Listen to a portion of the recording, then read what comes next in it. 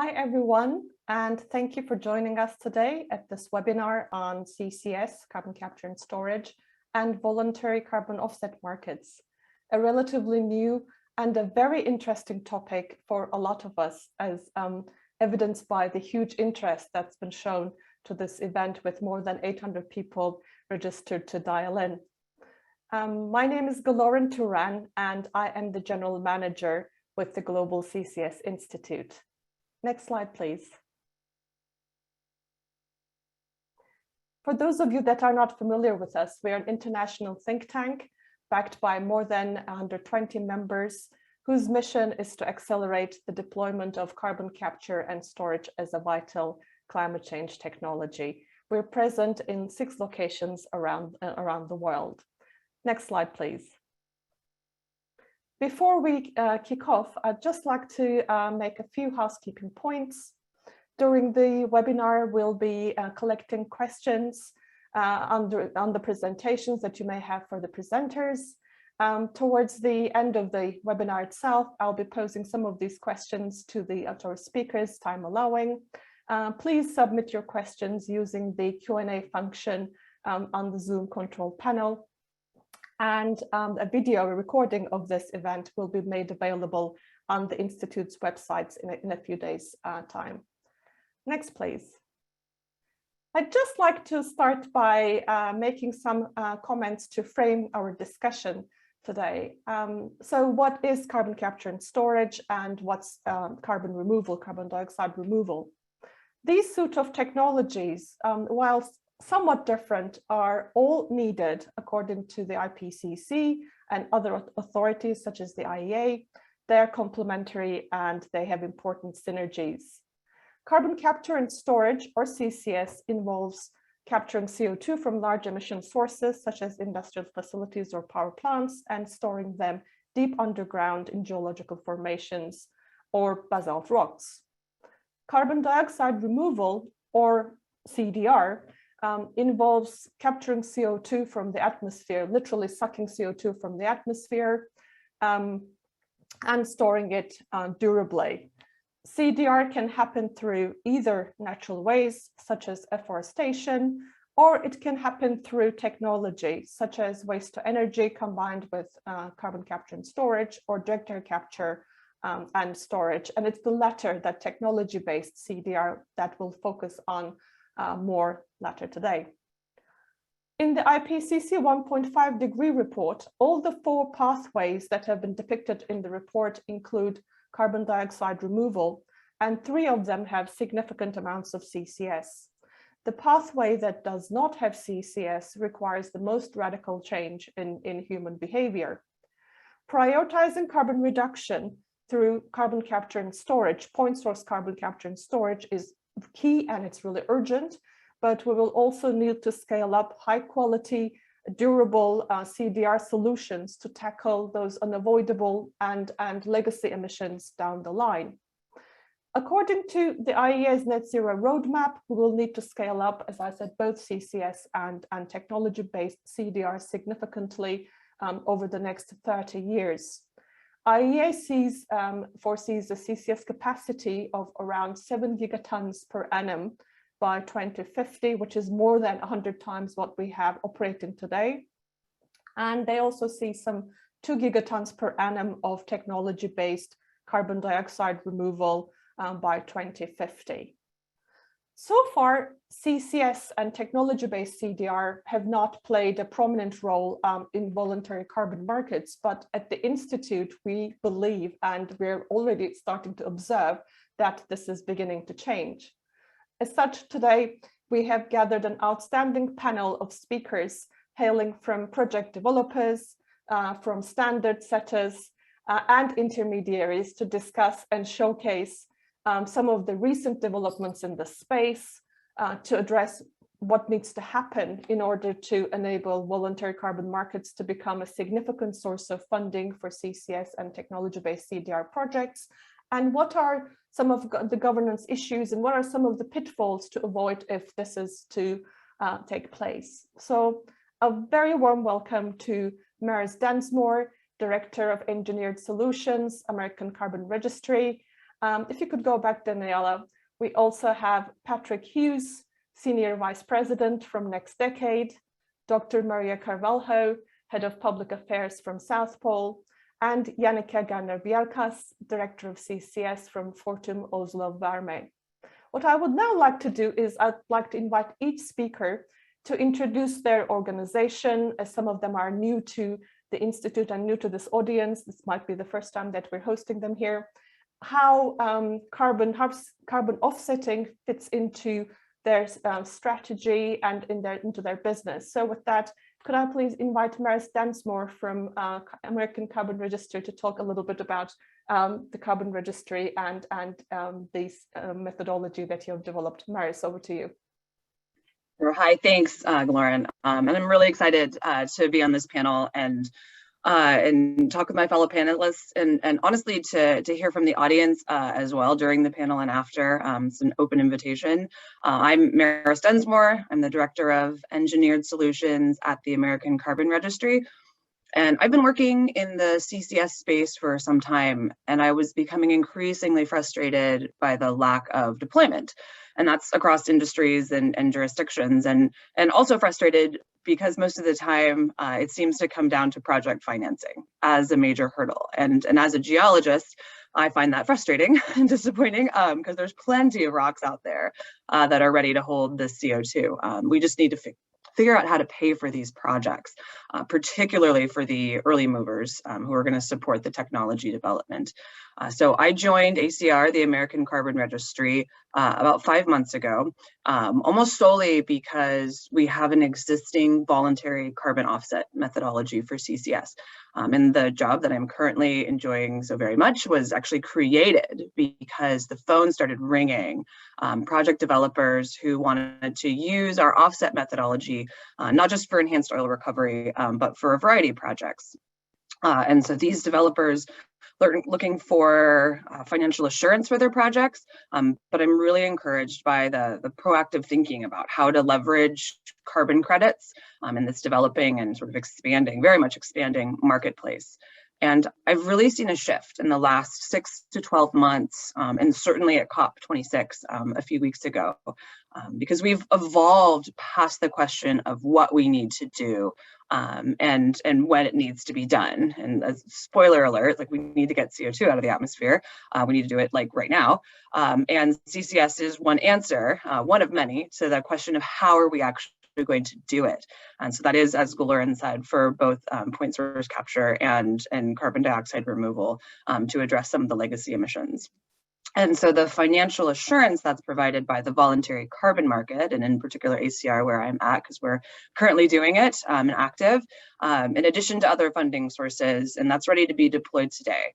And these projects, of course, take years to design and to engineer, construct, but we are certainly looking in the carbon markets to be an active partner that can provide financial support throughout the life of projects.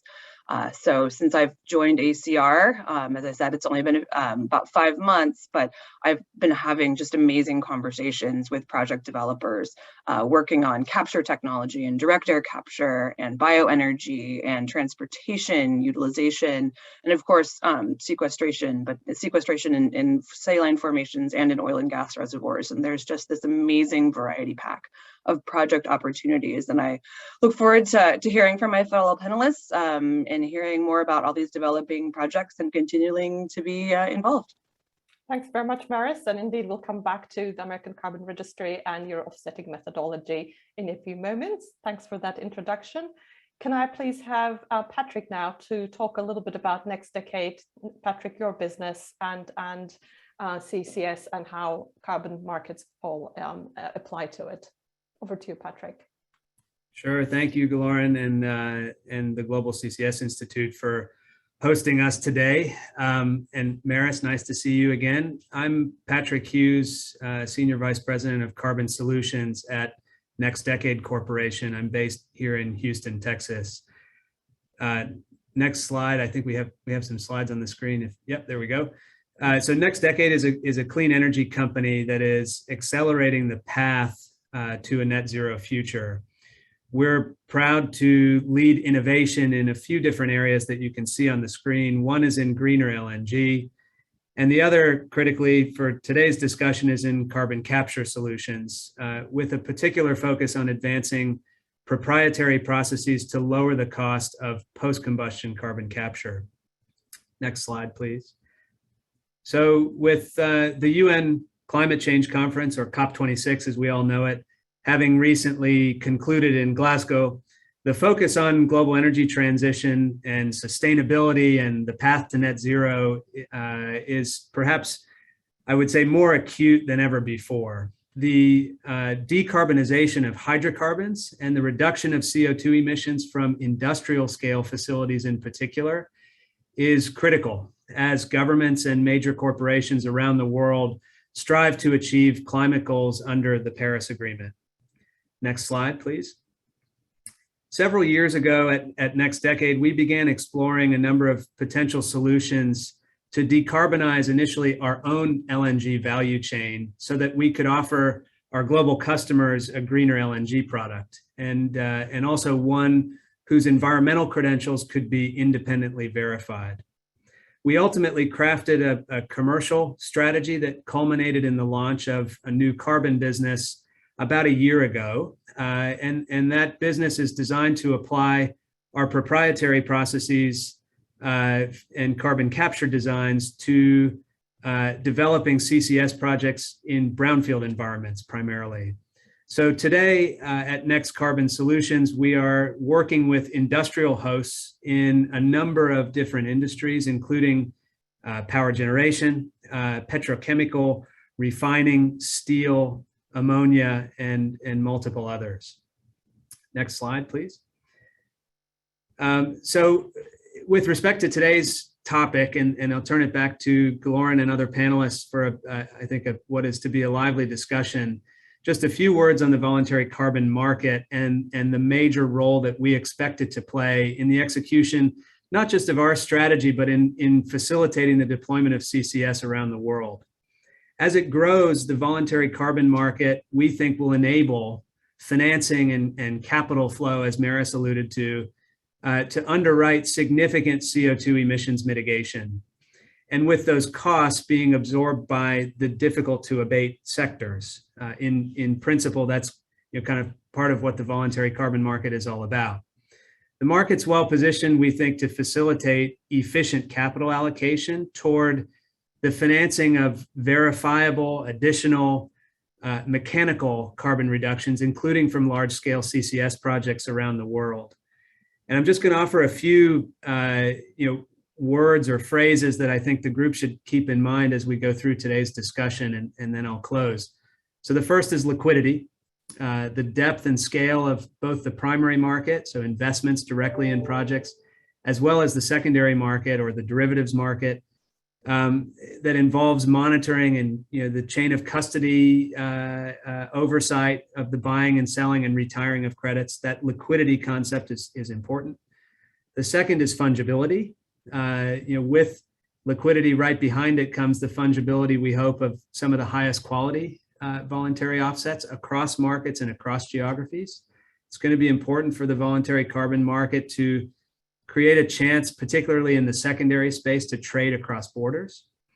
The third is global, or global in scope.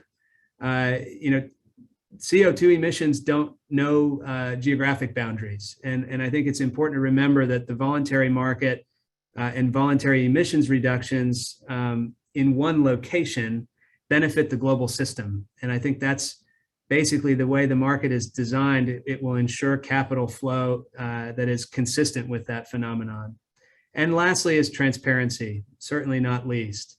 And as I think we've all learned over the years, the methodologies that govern and oversee these markets are critically important. So I'm pleased to be on the panel with Maris, who's working diligently on that topic. And we're also pleased to partner with CCS Plus Initiative, which is advancing the dialogue around project-based methodological frameworks, it's a mouthful, for the voluntary carbon market and Article 6 under the Paris Agreement. So in closing, and back to you, Glorin, I think just maybe the main buzzword is let's not forget about efficiency as an extremely important principle in any market development, in any capital allocation. An efficient voluntary market, and I think more generally, just having that proverbial price on carbon will ensure the best capital, the best suited capital, the most impactful projects find each other, all while protecting the global marketplace, and the products that underlie the industries that are working so diligently to reduce emissions. Back to you, Lauren, and thank you again for having me. Well, thanks, Patrick, for that excellent introduction to Next Decade, but also on your thoughts, very clear on the desirable attributes of voluntary carbon markets, which I'm sure we'll kind of debate after the presentations, and I'm sure it's going to be a lively debate. And you touched upon the CCS Plus initiative to discuss that, and of course a lot more.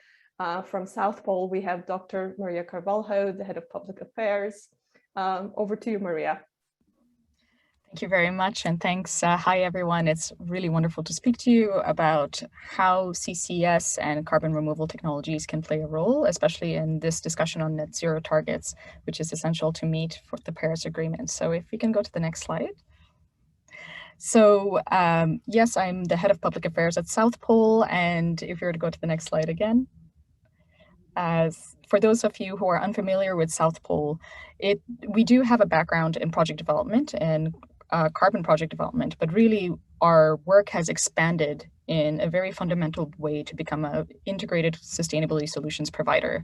And what I mean by that is that we work with companies on helping them understand what their footprint is on scope, what we call scope 1, which is from their facilities, scope 2, from their energy procurement outside their facilities, and then scope 3, which is everything else, everything from your suppliers to consumers to even your own flight. So putting that all together, it's directly what's in your sphere of influence to reduce, and we call that your carbon footprint and emissions associated with that.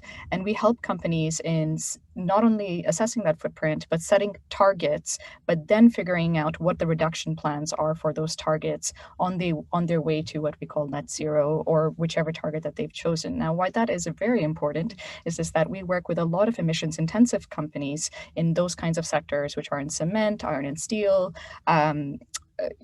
energy companies, which when they discuss, the only thing that they can do is really CCS as being the main technology that is their most cost-effective solution to meet climate goals.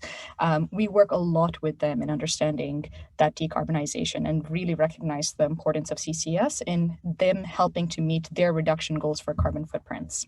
Then we work on climate projects. So climate projects is really working with crediting systems. So there's carbon credits, there's renewable energy credits, now we're going to plastic credits and biodiversity credits. But the beauty of the crediting mechanism is that it creates appropriate methodologies on monitoring, reporting, and verifying the types of impacts you have for the finance and what the project intervention will be. And that has been incredibly important in terms of really providing the integrity and credibility of impact of finance, both for those who are doing the projects, but then also those who are investing into those projects and providing the financing for it. And so we're the largest project developer in the world. We have the most extensive portfolio of projects across the different types around the world. And lastly, we work on climate funds. And so what that is both impact funds and carbon funds, really being an aggregator in enabling those very innovative types of technologies to go forward. Now, knowing what we do, if we can go to the next slide, how this applies to CCS and carbon removals. So we really thought of this comprehensively and started engaging in different parts of our business to come out with different initiatives that are really important and we think need to be addressed in terms of scaling CCS and carbon removal technologies. And so in the first part to the left is the carbon credit and accounting standards. What we have here is what Patrick had said before, is the CCS Plus initiative. This is a multi-stakeholder initiative that really is about thinking about robust methodologies that are needed and that can be put under carbon standards. Now, this is one of the most important things when it comes to CCS and carbon removals, because a lot of the skepticism around that is how do you ensure things like permanence of removals over a specific time period. And so this again goes back to the notion of the importance of monitoring, reporting, and verification systems, and creating that robust methodologies that need to be put in play. And we're very proud to work with the multi-stakeholders that we're doing in addressing that challenge. The next one is building demand for carbon credits at the right price. And our flagship project here is the Next Gen Carbon Removal Purchase Facility, which is actually getting buyers who are willing to do that investments into long-term purchasing agreements of actual carbon credits coming out of that. And this, I think, will be extremely attractive to those sectors who say CCS is the only technology that will actually help them to meet their climate goals.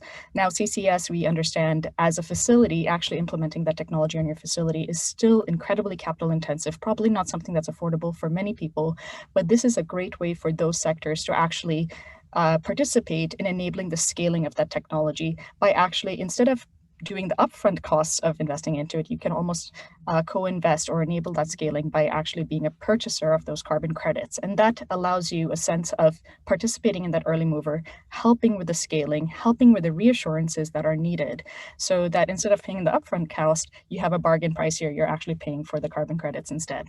And then there are other things like building investment vehicles that we're doing, so dedicated investment vehicles that could actually work in terms of that kind of scaling, so of carbon CCS and carbon removal technology.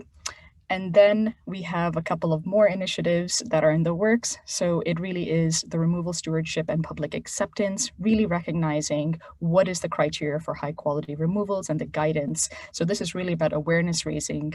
And then in terms of policy, mainstreaming removals into NDC. So really bringing together that thought leadership that is needed to help governments and reassurances on the role of CCS and removals to meet their NDC goals. And thank you very much. I'll leave it at that. Thanks very much for that, Maria. And I particularly like your comment about how investing in voluntary offsets through CCS projects can actually help companies that are not able to implement it themselves, perhaps at this point in time, but they can participate in the development of CCS for it to come down the cost curve and help to scale up deployment. So because we get asked that question sometimes, and I think it's a very strong, very good sort of answer in terms of how kind of companies and individuals can participate potentially in the development of CCS, which we'll come to in a moment. So thank you. Can I turn to Jannike, please? Jannike Ganner-Bjerkas, Director of CCS at Fortum Oslo Varme, and over to you, Jannike, to talk about your project and both CCS and CDR at the Fortum Oslo Varme facility. Well, thank you very much, Guloren. I don't see my slides. Yep, here they are. Thanks. So my name is Jannike. I'm the director of CCS in Fortum Oslo Varme, which is a district heating company in Oslo, providing district heating to large buildings from incineration of residual waste. On the next slide, you can see a little bit more details about the project. So what we're aiming to do is to establish the world's first full-scale CCS project on waste to energy, capturing 90% of the total emissions from this plant, and by that going carbon negative, because 50% of the CO2 that we are emitting is biological CO2. We are part of the Norwegian Longship CCS project, which, as you can see on the picture on the upper right, consists of 2 capture projects, one on cement and then ours on waste to energy, providing CO2 transported by vessels and then permanently injected to this geological storage in the North Sea. As I mentioned, 50% of the flue gas or the CO2 in the flue gas from waste to energy is from biomass, which means that by capturing and storing that CO2, we are in effect removing CO2 from the atmosphere. We also demonstrate truck transport from our plant to port because we are not situated at port, so we will need to transport the CO2. We have successfully tested the technology, amine technology, on our flue gas with very good results, low degradation, low emissions, and very high capture rate. So we are confident that this will work and it will capture large amounts of CO2 and it will be a safe process. Next slide, please. So what we need to do is to look at the waste handling as a total system, and we need measures all along this value chain. And this includes, first and foremost, to avoid the methane emissions from landfills. So that's maybe the most important step to reduce emissions from waste handling, is to get rid of dump sites and landfills connected to large methane emissions. And then we need to reuse and recycle as much of the raw material as possible, and reuse the resources and keep them in the circular economy.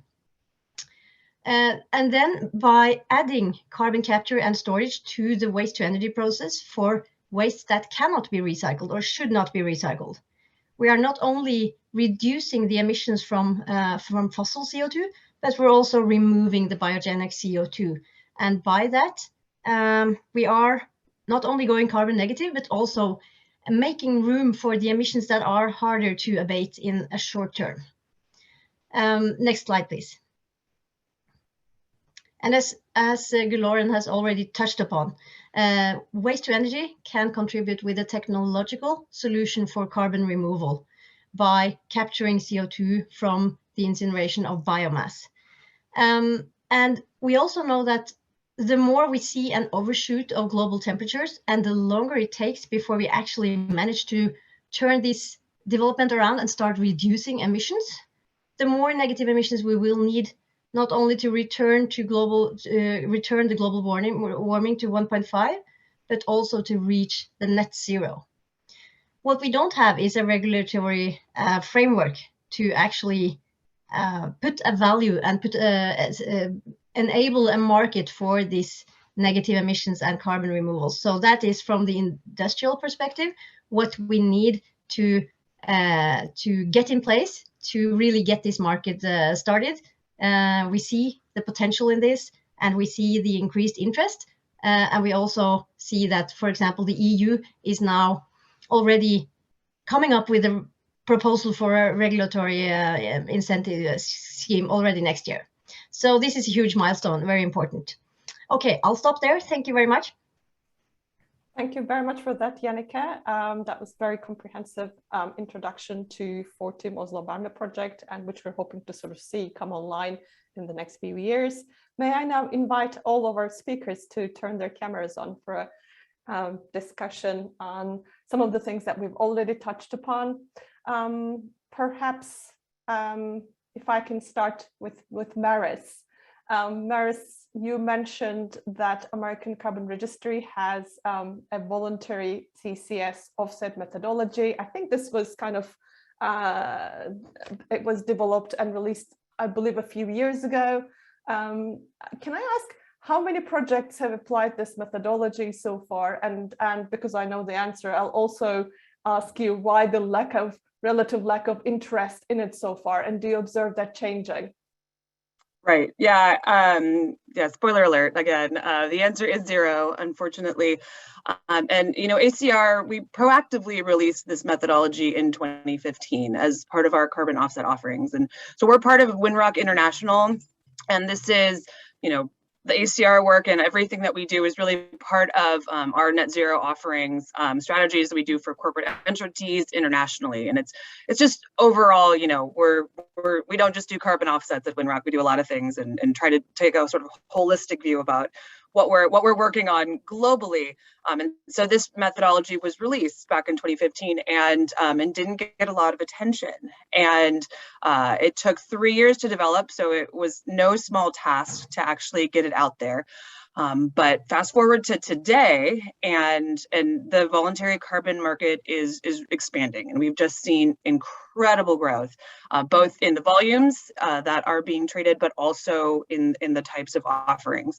And so our methodology, when it was approved by the International Aviation methodology, so that we can offer credits to that compliance market, the phone did start ringing, and you know, early in the carbon offset market, the focus tended to be on slightly more tangible type of offset offerings, so forestry offsets, and that was sort of the focus of the market. But since we've seen this expansion and just seen how necessary carbon offsets really are increasingly becoming, we're seeing buyers looking for a different sort of breed of offsets, both in terms of what they are looking to purchase, but also what they're looking to use to support their own projects.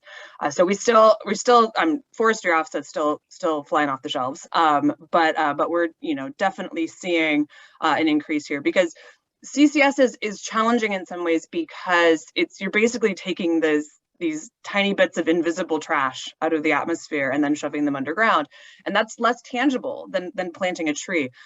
But in my many conversations, more and more I'm hearing CCS offsets. They're described as these high quality offsets, and it's something that's really appealing to certain buyers. And so even though it's this invisible trash floating in the air, we're able to really physically meter it, and we can say things around permanence like, this will be down there for millions of years, because previously this reservoir held natural gas, held oil for millions of years, or held water for millions of years. And so we have a great story when we're able to actually have those conversations. So we're not, the operators who are looking to both purchase these offsets and participate, they're not looking to just sort of check a box with offsets. They're really looking to tell a really good story about where their offsets are coming from. And we talked a little bit about it during the intros, and just supporting companies who maybe can't quite do it quite yet. So those are the people who are calling. But a lot of voluntary buyers are looking for sort of a portfolio, and there's more buyers, and so we're just seeing so much growth in this specific area, and that's why we're excited for what the next couple of years are gonna be. Thanks, Maris. And you mentioned sort of forestry offsets are flying off the shelves, but increasingly buyers are looking for different types of offsets, high quality CCS offsets. And with that, if I can bring Patrick in. Patrick, we're reading and hearing actually a lot about increased uptake of so-called carbon neutral LNG cargoes that are offset, I think, mostly through nature-based solutions so far. And I believe that CCS-based offsets are going to be likely to be of higher cost compared to nature-based offsets. But what advantages do they have in comparison, in your view? So yeah, Lauren, thanks for the question. I think you're right to maybe start the question with identifying the challenges, and it's some of the things that Maris was just touching on a few minutes ago. The nature-based market really represents kind of the preponderance of what constitutes voluntary offsets today. But certainly from our own customers, we're hearing the same things Maris is, of course, around the inherent challenges in that market. Just quite literally, it's a volume issue first and foremost. There's limited depth, there's limited liquidity relative to, we think, the interest and the rapidly growing interest in procuring voluntary offsets. I think you need look no further than price. We've seen an effective tripling in the voluntary market, the nature-based market, over the last year or so, trading around $15 US per metric ton today, up from $3 to $5 just a short while ago. So, to bring it to the LNG side of things, which you've asked about, conceptually, I think we certainly view, and our customers also view, that a reliable, competitively priced energy product, whether it's LNG or something else, is not mutually exclusive with responsible environmental stewardship when you start introducing things like decarbonization and carbon capture and storage on industrial facilities. One of the things that we're pleased to offer is, as customers in the LNG space increasingly focus on the greenhouse gas intensity of the products that they're buying, we are uniquely positioned in that we have carbon capture and storage now in the process of integrating into the design of our LNG facility. We've just made some regulatory filings recently that are now publicly available. But by virtue of the fact that we know our costs on CCS, we're able to offer our LNG customers a low GHG product, so effectively LNG and carbon at known costs for term. And this is a very, very different and new sort of standard, if you will, that's emerging in the LNG space that has not been available to buyers previously who have faced sort of the uncertainty around the quality of the offset product they're buying, the price, the availability and the depth of that market. We're creating a new opportunity for them to procure that carbon product for term at a known cost. And so these are the types of things I think that we're going to see as the marketplace embraces sort of the mechanical reduction, the evidence-based reductions, CO2 reductions around things like CCS, and then the voluntary offsets that are created therewith. So it's an incredibly exciting time. Thank you. And I'm just jotted down for term and unknown cost, which is clearly a very kind of important attribute and a differentiator for CCS-based offsets in this space. If I can come back to CDR a little bit, tech-based CDR or engineered CDR, and look at Europe. And Janneke, you mentioned regulatory framework being important. We've already had a few questions from the audience about it. Maybe I can turn to Janneke and Maria for a few minutes and ask about EU and EU framework. It appears that there is likely to be a target for engineered CDR in the upcoming EU communication, restoring sustainable carbon cycles of 5 potential million tons by 2030. Do you see this target as encouraging more interest in CDR and also aiding with the development of the voluntary market for engineered CDR? Perhaps starting with you, Janneke, and then Maria would chime in. Yes, I absolutely see that this is increasing the interest and definitely highlighting the potential of these technology-based solutions to contribute with carbon removal, but maybe in particular with large volumes and also with the permanence that is basically forever when you store it geologically. So that's the main advantages with the technology-based solutions. And once we have a regulation or a framework in place, it will be easier to basically trade with these offsets. We have several private initiatives already now. For example, the Puro Earth, which is actually a Fortum started marketplace for carbon removals. And this is developing quite fast, and the prices are increasing, and they're much higher per now than for natural-based solutions. So this is a good sign. And also with the ETS prices rising, I think it will somehow affect also the carbon removal prices, even if it's not directly connected. So this is definitely very important to get this development rolling, to put a certification system that addresses permanence, sustainability, and also ensures that we only have a single counting of the actual removal, that we don't see that companies claim, cities and maybe even countries claim the same removal. So that's of course a very important issue with the regulation. So we're definitely looking forward to seeing the proposal and to start or to continue the development from there. Thanks, Janneke. And Maria, I mean, your comments, your thoughts about the EU target potentially, but also what sort of do you see as being needed for a robust and regulatory framework, particularly in Europe, to happen? Thank you very much for that question. So this is actually a really good way or context to think about the overlap between compliance schemes and then voluntary. So the voluntary market only exists when compliance or government regulation or government financing or just what's in the market can't achieve that. So what I'm looking forward to from EU regulation is, okay, you've set a target.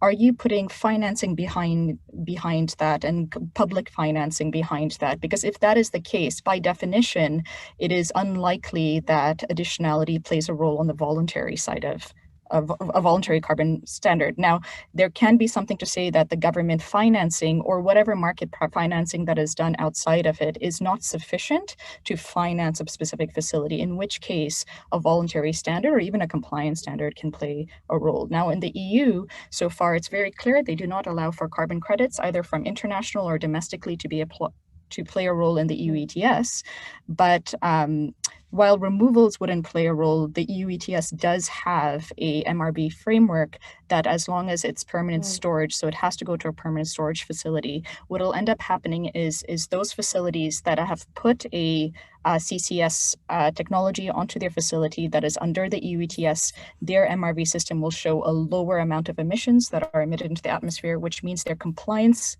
costs are lowered because they don't have as much. Now, that's very important because, as you've seen, the EU price has gone up above 60 euros per ton, and that becomes very compelling. The question will be, will 60 euros per ton, 70 euros as it's expected to be going up as the EU ETS supply of allowances decreases, will that be enough to create a real signal that very emissions intensive sectors will be able to have the business case to put CCS onto their facilities to therefore lower the compliance costs? In that case, there's no way that the voluntary market can play a role because honestly, the price it's no longer additional. The question will be, if it isn't, then what is the role there for that? But I would be very careful on this notion between compliance and voluntary. If the compliance scheme or other market dynamics show that there's enough financing, then you really can't use the voluntary carbon market. But the voluntary carbon market can play a role for those facilities that are not covered under the EU ETS. That can be pilot testing. It can also, governments can see that it is a very useful way for either those that are not part of the compliance schemes, they can play a very interesting role in the voluntary carbon market. And so that becomes a lot more attractive. So it'll be very important in terms of that regulatory framework to understand what is the target, what is the financing provided for it, is it not sufficient financing, and therefore, and then on top of that, what is the MRV system going to play a role in this case? Because those kinds of details play a very important role, whether or not, in what ways it will be counted for and credited for. Thank you for that. And one of the things that we sort of, when we were sort of the four of us were having a conversation beforehand, you talked about the interplay between voluntary and compliance markets, and this is your answer is very comprehensive in terms of how we can evolve from one to the other and the interplay between the two of them, or what needs to rather happen. If I can come back to perhaps Patrick and Janneke, just to ask about, we talked a little bit, and Maria, this was something that you touched upon in your opening remarks as well, the buyers who could be buyers of these type of offsets, particularly when financing is not sufficient to make the business case for it external to the voluntary markets. Patrick, who do you see as buyers, sort of natural buyers for CCS-based projects, point source CCS-based projects, particularly in terms of LNG, and then I'll come to Janneke about the CDR point. Patrick. Sure, yeah, Lauren. So, I mean, you touched on one end market that obviously we're quite familiar with, and that's, in the LNG space. I think, important to note there that, and there are many others, right, that have, end use products that are already today able to command a premium in the marketplace, or that there's plenty of interest on the part of end buyers in procuring low GHG or carbon neutral or green or blue or whatever nomenclature you'd like to use. I do think it's important, before we move off the end use markets that maybe would like to see voluntary offsets attached to the products themselves, to note that until at least very recently, there hasn't really been one uniform standard as far as what constitutes or how is carbon neutral defined, right? In the LNG market, we've been very pleased in recent weeks to see the emergence of standards for greener LNG from the likes of what we call GIGNL, which is the International Group of Liquefied Natural Gas Importers. GIGNL is the reference in French, but they've launched a framework that's meant to enable consistency in the assessment across that product. And then there have been other methodologies, including from Chevron and Qatar Energy and Pavilion, for example. So again, much like in the carbon space, as we look to people like Maris and people like Vera, which is ultimately working with the CCS Plus initiative, it'll be important to standardize these things so that people understand and that investors have a sort of a metric or a benchmark to look to. The other thing, just briefly to touch on, which is more related to your general question, is, again, I think the heightened focus on environmental performance has manifested in materially higher carbon price, like we touched on earlier, already today. And I would argue personally that we're still in the very early innings of this this movement, these initiatives globally. So most likely, what the market is signaling is that prices will continue to rise, as Maria touched on a moment ago. And as that happens, I think the natural buyers, ultimately, to get to your question, are those who are in difficult to abate sectors, but that have the ability to or the desire to absorb the costs around financing these large scale, mechanical reductions in CO2 emissions. So because abatement is a global phenomenon by definition, I think, again, we need to look to that voluntary market to facilitate the matching, if you will, of these difficult to abate sectors and the the depth of and the capability and the efficiency of that capital allocation towards the most promising and the most impactful reductions, in fact, the lowest cost reductions at the outset, that will enable sort of the evolution of the market as time goes on, and ultimately yield that fungibility that Maria was talking about a minute ago. Thanks, Patrick. And Janneke, from CDR point of view, obviously we're observing some of the big tech companies, sort of like Microsoft, that have gone out and have done CDR, sort of their targeted CDR purchases. But who do you see as of different kinds? But who do you see as natural buyers of technology-based CDR carbon offsets? Well, I think, first of all, as Maria and Patrick has already touched upon, it's important to distinguish between the fossil emissions and the biogenic emissions from different processes, because these biogenic processes, these emissions are not counted on any emission statistics. So it's basically no costs connected to emitting, and there's no no incentives to do anything about those emissions either, even though they have the same climate effects. So and that also is connected to these voluntary markets, because what we see is, as you say, large companies are looking into both natural solutions, but now increasingly also to technical solutions, because they can give more volume and more permanence, probably. So we see definitely large companies. 20% of large companies, global companies, have set goals to reach net zero, and even including historic emissions. And the only way they can actually achieve this is to buy some sort of offsets of carbon removals. So I think this will develop quite heavily in the next years to come, because these companies, the closer we get to 2030, 2040, and 50, depending on when they set their goals, the more they will have to look into these solutions and find marketplaces to actually trade with these carbon removals. So we can see definitely large companies, but also cities. I think cities will be, most cities have set very ambitious climate goals. And this is basically, if you compare these costs to other means of reducing emissions from cities and households and populations, this is definitely very effective and quite cheap compared to a lot of other climate measures. So BECCS or bioenergy combined with CCS and waste to energy combined with CCS will be, I think, an important contributor to enable these large companies and cities and municipalities to reach their climate goals. Thank you. And that's a very good point about cities actually being a potential kind of, which may not be necessarily obvious to everybody. We think about corporates, but the fact that cities, obviously with their net zero targets and kind of become potentially important. Just also going through some of the kind of questions that are being posed. And there are some questions about as one expects, Article 6. And I know that Maris was at Glasgow because I saw her there. I know that Maria was also there, although I didn't get to kind of see you there in person, Maria. So if I can turn to both of you and sort of ask your thoughts about, clearly one of the big outcomes, positive outcomes of Glasgow was the finalization of the Paris Rulebook, and specifically, of course, Article 6, which for those that are in the audience are not sort of familiar with, kind of it oversees voluntary cooperation between parties, particularly governments, but other parties, in order to raise ambition, and generally kind of is referred to in terms of carbon markets and carbon trading.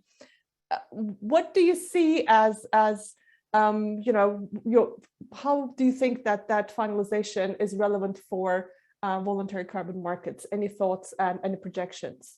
Maybe starting with Maria. Hi, thank you very much. So this is always the $1 million or $1 billion question. But so one thing that Article 6 has not made clear is that how they are going to regulate. It's purposely ambiguous language on how they will overlap with the voluntary carbon market. But if we were to take just this notion of, again, first principles, that the voluntary carbon market is meant to drive financing to those projects that go above and beyond what a host country could do. And it's very clear across the policies, the nationally determined contributions of countries, that something like CCS or something like technology-based removals really do go above and beyond what countries currently can do, just because these technologies are extremely expensive. They're very hard for any industrial facility to do unless a government is actually putting that kind of committed financing to scale this type of technology. Very few governments can do that. So what ends up happening is something like, if you were to think about Article 6, is really about, and Article 6 in this way is between government to government, and the VCM is just generally above and beyond what a country can do. CCS and technology-based removals become very compelling as either for an Article 6 project or for the voluntary carbon market. Now, in both cases, it's always price. So the key thing here is, will the price be compelling for either a government buyer to want to do this for Article 6 transactions that they can use towards their targets? Now, what's much more interesting here is we're definitely seeing governments want to go for what we call the high-hanging fruits. And so it will be interesting to see how those governments think about it. And it will also be working with those host countries to identify what are their high-hanging fruits, which something like CCS and technology-based removals, especially for countries which have these hard-to-abate sectors. So if they have a lot of iron and steel, cement, glass, you know, these are very attractive types of projects that you could finance to help them in that kind of scaling. In the VCM, they're competing here, but I'm just going to make this point in this discussion on trying to use different types of projects as being high quality or not. I fundamentally do not believe that's the way you think about it. The way you think about it is the carbon standard who is certifying any type of project due to the highest quality principles. So an afforestation, reforestation project that is certified by a high quality standard, that carbon credit is fungible with a technology-based removal, which is equally from a different carbon standard, but you can honestly say that their methodologies, their processes are high quality of certification. So that's where the fungibility comes to. What's important here is sectoral alignment, and this is where the claim that companies want to make when they're buyers is very important. So it would be helpful for companies which are oil and gas. I'm just trying to address some of the questions here. It's helpful if you're an oil and gas company to, if you can't reduce emissions within your facility, to buy carbon credits within your sector that will actually help with global efforts to decarbonization your sector. So if you are any of the high emitters where you genuinely see CCS is the technology that's going to help me meet my climate goals, you should be a dedicated buyer here. And so that allows for this notion of a much more comprehensive strategy in not only looking at those options that you can cost effectively do on your facilities, but then supporting global efforts for your sector to decarbonize.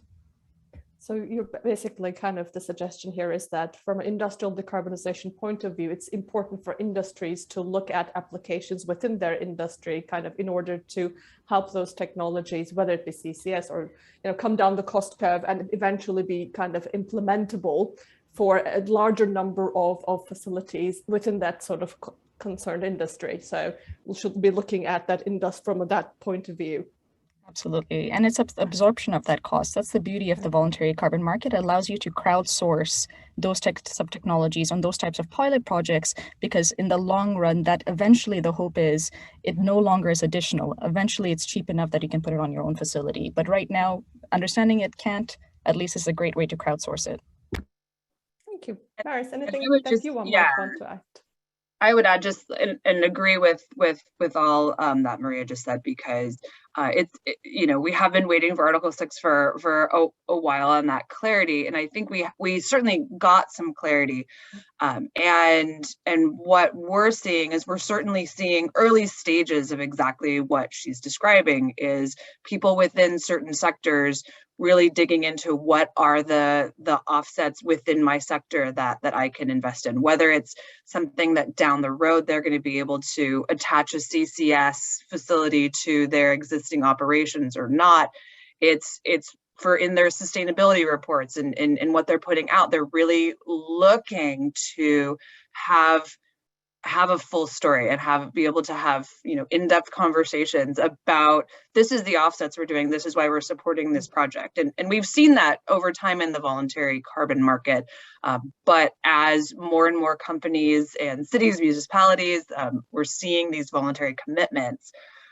That's something that we're seeing more and more of, and I don't know, the high-hanging fruit versus the low-hanging fruit. I'm a fan of low-hanging fruit myself, but I think that with these projects and with that little bit of clarity, because these projects represent such huge capital investments at this point, and having just a little bit more clarity because of Article 6, I think maybe lowers the fruit on the tree a little bit for folks. It's a great analogy. Thank you for that, Maris. And I'm cognizant of the time, and I'm like to sort of bring this sort of very interesting discussion to a close, but I just want to ask our speakers if there is anybody as a final thought that any of you might want to add. I was just going to say this notion of frameworks in which to think about sectoral decarbonization and how I'll say the carbon market or carbon crediting standard, because at some point the voluntary carbon market should transition to a compliance market. Governments should be taking more ambitious policies and support for it. So the voluntary carbon market really allows for that notion of being able to really have robust frameworks in the way in which you allow for impact financing, and this can transition from voluntary to a compliance market, but you ensure, and this is very critical for something like CCS and CDR, is that you really need those robust methodologies and that robust certification to be able to have assurances that all the ways in which we worry about this technology, it actually does monitor, report, and verify in that way. But it goes back to this notion of sectoral decarbonization, that you should be this is such a great opportunity for those sectors to work together in a very comprehensive way, either on their own facilities or financing those solutions to scale up. Completely makes sense. Any further thoughts, Janneke? Well, I could also add, coming back to the waste to energy sector as a specific case for carbon removal. I think that there are a lot of projects now starting up. I think most of the large waste to energy plants in Northern Europe is now realizing that CCS is going to be a part of the future reality, to basically a license to operate. So this will be best available technology in the future, and it's going to just be a part of the process to also remove the emissions from this process. And because we have this approximately 50% biogenic part, this will by establishing this voluntary market, this will be an important revenue stream to contribute to lift these projects, in addition to, of course, the price of emitting fossil CO2, which is either going to come as a CO2 tax or as being included in the ETS, which the sector is not per date. So this is definitely just a development that is going to come, and the voluntary market with the carbon removal, I'm confident that will help lifting these projects and financing these projects. Yes, indeed. Looking forward to kind of seeing, as I mentioned, Fortum's project kind of off the ground and operating in a few years' time. So me too.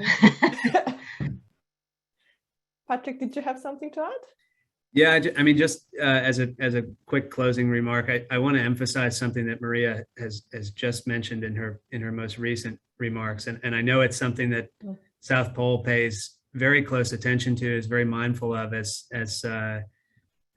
you know, people continue to sort of work through you know, the optimal methodologies and platforms to govern the voluntary markets as time goes on, and that is that, you know, everything that we do as an industry today, and, you know, the importance that we place on, as Maria said, meeting the standards that are rigid and rigorous, you know, more so than, you know, as you said, identifying high quality, low quality projects. It's more about, you know, CO2 is a global challenge, and if we are dedicated and concerted in our efforts to establish these methodologies and then live by them, I think really importantly, you know, governments around the world should be paying close attention to what the voluntary markets are doing today, because ultimately, you know, the goal is to pave the way for that fungibility that Maria was describing.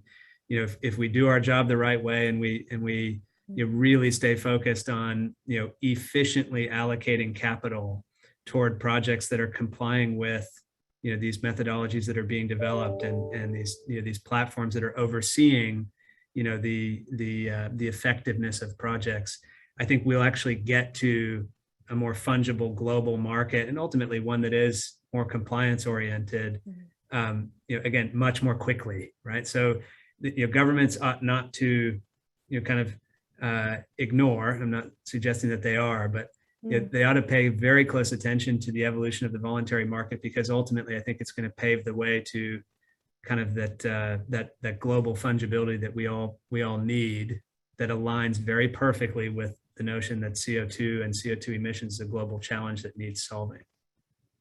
Thank you for that, Patrick, indeed. And I'd like to thank all of our speakers for this very thoughtful discussion. Interesting times, exciting times in the voluntary markets, particularly for CCS and CDR. And we're going to, you know, as I said in the beginning, sort of hopefully we're going to see a lot more sort of importance and significance and volumes rising. Thank you for all of you for attending this webinar, and we will make the recording available on our website, and hope to see you at another Global CCS Institute event. Thank you, everybody.